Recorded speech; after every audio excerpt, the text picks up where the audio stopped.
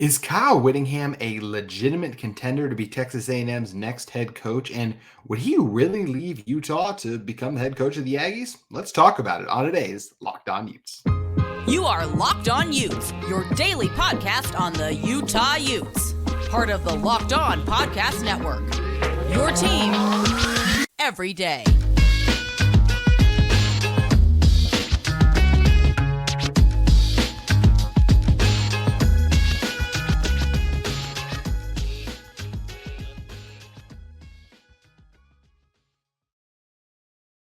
Hello, everyone, and thank you for making Locked On Utes your first listen every single day. We are available on all platforms, including YouTube and wherever you may get your podcast. If this is your first time listening to our show, make sure you like and subscribe. Yes, the regular season may be over, but there's still bowl game prep, and there is a lot more stuff to unpack each and every week when it comes to the University of Utah football program, and we cover the other various sports, of course, as well on Locked On Utes. My name is JC Wistrcill, former intern inside the University of Utah Athletic Department. And on today's show, got to start out with these wild Coach Whittingham rumors that kind of popped up today. And then we will talk about Utah getting the win over Colorado and reaching their 8th win of the regular season. But as I mentioned, got to start with something I did not expect to be talking about on this show. I mean, yeah, I'm a college football fan, so I've heard, of course, about what's going on at Texas A&M. Jimbo Fisher's tenure there was a disaster. It's a massive, massive buyout. And Texas A&M is in a very attractive job when it comes to college football because they have very good fan support and very deep pockets as well, as we know, just because you're paying a $77 million buyout. So we knew that was a big job that was going to be open, the fan support, the amount of money and resources you have. And, Texas A&M, just a good tradition of history overall, like one of the schools you're like, oh, okay, when things are going well there, they have the chance to win, even if the reality is they haven't won much recently. But either way, one of the better jobs that usually comes open because of the compensation you can be rewarded and the good position you are put into to win, hypothetically, technically, because it hasn't worked out. So lots of candidates have been thrown around for the job. Whether it be obviously Coach Stoops had quite the eventful day being the head coach and then not being the head coach. There's a lot of names getting tossed around. And all of a sudden, Pete Thamel on College Game Day this morning mentioned that another name to watch for on Texas A&M's radar included Kyle Whittingham, which very much so caught me by surprise. I hadn't really heard anyone else discuss Kyle Whittingham until Pete Thamel brought it up, and I think Pete Thamel of ESPN does a really good job reporting and covering everything. But this one took me by very much so surprise. So is Kyle Whittingham a legitimate candidate at Texas A&M? I'll say this. I think Kyle Whittingham is the same level of candidate at Texas A&M as Dabo Swinney, Ryan Day, and I do put him in the same category as those guys. And I know those guys, Ryan Day has won at a higher level. Dabo Swinney has won a national championship. Ryan Day's made a national championship. I know it's fun to drag Ryan Day right now because he's lost to Michigan, but I think that stuff's a little crazy as well. But anyways, what do those three coaches have in common when you talk about Kyle Whittingham, Ryan Day, and Dabo Swinney? I just don't see them departing the current programs that they're at. I think Ryan Day would be a dream hire for Texas A&M. I mean, how could you not want a guy who's only lost 6 games since becoming the head coach of a team? But he's not leaving Ohio State as much as some Buckeye fans might want. Dabo Swinney is not going to leave Clemson. They pay him pretty well, and I know maybe A&M could offer a slight raise, but with all the success he's had at A&M, I don't see him departing. With all the success at Clemson, I don't see him departing for A&M.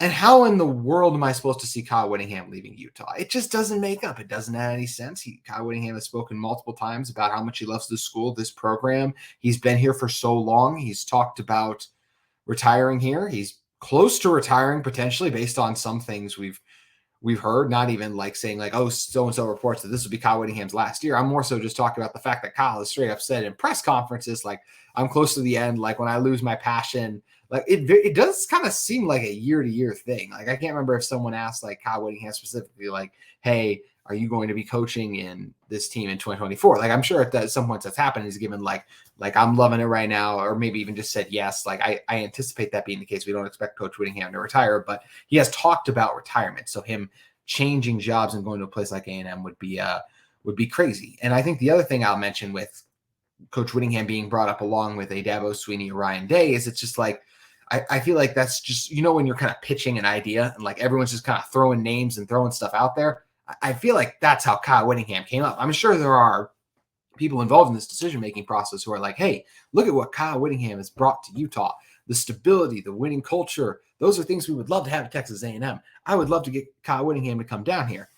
But I don't think he wants to do that. It's the same thing with, once again, Ryan Day, Dabo Swinney. Those, of course, are guys and names when you're like, okay, who can we get to take this job? Those are names like, well, could we maybe get Dabo? Could we maybe get Ryan Day? Those are names that are just going to be tossed out and thrown around.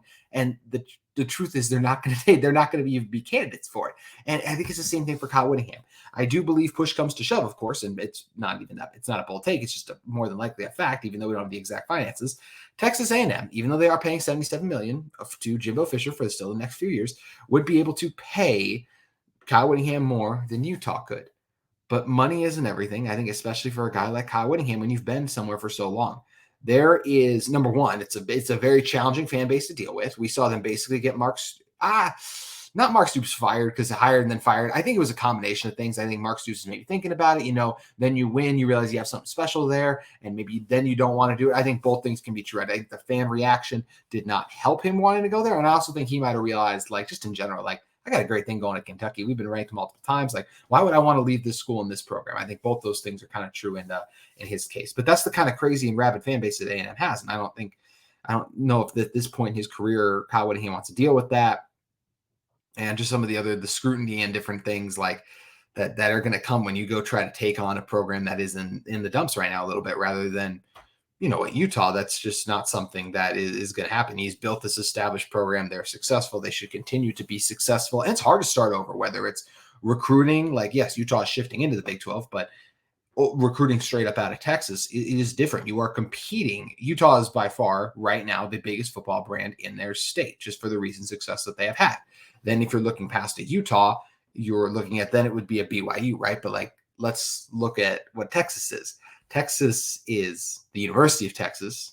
It also has schools like Baylor, Texas Tech in there too. And yes, when Texas A&M is operating on all cylinders, they should be the second best program, I'd say there. I think Texas should most years be better, but A&M, of course, Texas, we've seen them go all over the place too. There's a chance if A&M gets it right, they could surpass Texas, but you have to build that up and get them to that point. There's a reason A&M has not been in that point. They've been getting good recruits, but they haven't been getting the right recruits, obviously, hence the reason that they're in this position where Jimbo Fisher is no longer their head coach. So it's a lot of change. It's a lot of new stuff. And all that for a coach who's been in one place for a very long time and just doesn't seem like the kind of guy to me who wants to go down there and take it on, when he's openly talked about retirement and kind of said like, yeah, basically said, we'll see, like multiple times saying like, I've still got the passion. I still want to keep going and doing this and doing that. But I mean, do we really see Coach Whittingham coaching in 5 years? Does A&M want to hire a coach who isn't going to coach beyond 5 years? I know they don't want to give out another 10-year deal because we saw how that just went for them, but I don't see this working out. And we're going to continue to talk about this throughout the week until A&M does make their hire. There were reports that they wanted to get this done this weekend. That obviously didn't happen. We'll see if they finalize something come Sunday, but I would be shocked if Kyle Whittingham became Texas A&M's head coach. I think, once again, for both sides, whether it's Coach Whittingham having to change, move, relocate, do all the new recruiting stuff. There's just a lot of new stuff that comes down there and just new challenges, just things that it's obviously challenging enough just being the coach at Utah. Do you really want to add all of that at this point in your career? I don't see that. And same thing for A&M. Are you going to hire a coach who has also kind of brought up the fact that like, oh yeah, I don't know how much longer I'm going to be doing this. Once again, I don't really see it playing out for either side, but still something worthy to discuss. And I do think if they could get Whittingham locked in for 10 years, though, or not 5, I don't want to say 10, I'll say 5 years, I think it'd be a home run hire for Texas A&M, one they should absolutely make, just in terms of, I think Coach Whittingham is that great of a coach, and I think he would crush it wherever he's at. But as I mentioned, I don't know if he'll be interested, and I don't think he would agree to that 5-year like locked-in deal. So that's where I don't see this working out for either side in the end, but we'll see. I still think, once again, this more so like he's on the radar as just a guy like, oh, he'd be a great fit. Not that I don't even know Coach Whittingham's interested in this. If I had to bet, once again, I'd say probably not. I think he's happy at Utah, but we'll wait and see how this whole saga plays out. And it'll be something we'll be talking about on Locked On Utes the longer that Texas A&M goes without naming their head coach, especially if there do come out reports that Kyle Whittingham has talked to them or anything of that nature. All things to keep in mind. And we will continue to cover it as it follows. But we do have a game to cover, our last one of the regular seasons, as Utah defeated Colorado. Their long-anticipated matchup with Coach Prime played out very differently than we might have expected that it would have at the start of the season, but still one that included many just wild moments, as these all Utah football and just college football games in general, especially ones on rivalry weekend, usually do tend to include. I wanted to discuss that game and what I saw out of Utah in one moment. But first, I want to talk to you guys about our friends at FanDuel Sportsbook. As the weather gets colder, the NFL offers stay hot on FanDuel. Right now, new customers can get $150 in bonus bets with any winning $5 moneyline bet. That's $150 if your team wins. If you've been thinking about joining FanDuel, there's no better time to get in on the action. The app is easy to use. There's a wide range of betting options, including the spreads, player props, over-unders, and more. So you can visit FanDuel.com/lockedon and kick off the NFL season. FanDuel, an official partner of the NFL. And yes, I know Utah's season is over in terms of the regular season. They'll have to wait and find out which bowl game they're going to end up in, something that bowl top possibilities we'll be talking about on Locked On Utes this week. But still tons of great games. Whether you talk about the Pac-12 championship game, the rematch between Oregon and Washington figures to be epic. Michigan taking on Iowa. How is that Iowa defense going to hold up against an impressive Michigan offense? Is Texas going to take care of business against Oklahoma State? Can Florida State continue to win without Jordan Travis as they were able to do against Florida? Or will Louisville get back on track after their loss to Kentucky? Lots of fun storylines and matchups. And that's without even mentioning Georgia versus Alabama. What a crazy ending Alabama had tonight. All those great lines available at FanDuel Sportsbook. Make every moment more. Once again, head over to FanDuel. All right, let's talk about this Utah game. Just still crazy when you just think back. If you had traveled back in time and told me that Luke Batari would be starting for Utah against Colorado, I would never believe that, because I'm like, there's a long line to get through. It would, of course, go Cam Rising, Bryson Barnes, Brandon Rose, Nate Johnson. That's just to name a few of the guys that at the time, actually, I mean, that's all four of them, but like that's a long list of quarterbacks before you get to Luke Batari.